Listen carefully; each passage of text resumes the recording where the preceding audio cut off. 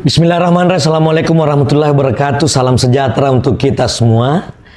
Saya tidak sedang bicara sebagai pengamat. Saya bicara sebagai seorang yang tumbuh bersama seragam, turun ke jalan bersama reformasi, dan hari ini berdiri di ruang publik.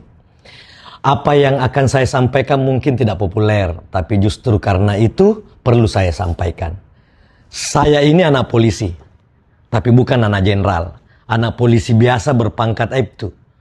Saya tahu betul rasanya beras bulog, tahu bunyi gaji tanggal 1, tahu sunyinya rumah panggung dan bukan rumah dinas.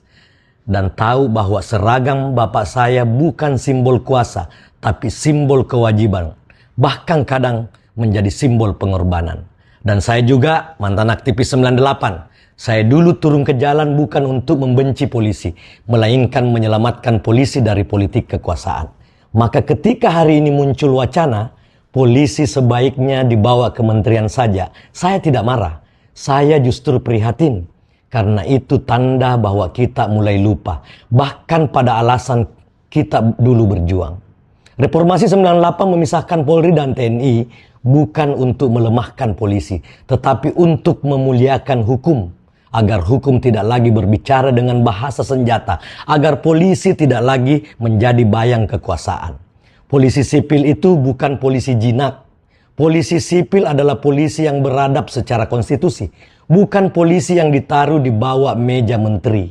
Mari jujur secara logika. Menteri adalah jabatan politik, setiap pagi berpikir koalisi, setiap malam menghitung elektabilitas.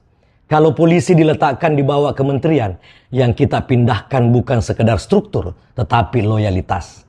Dari hukum ke kekuasaan, dari konstitusi ke kepentingan. Dan itu bukan solusi, itu kemunduran yang dibungkus dengan jargon. Tapi saya tidak sedang menutup mata juga. Ada polisi yang buruk, ya ada. Dan saya tidak membelanya. Tapi mari kita ukur dengan akal sehat, bukan dengan emosi viral.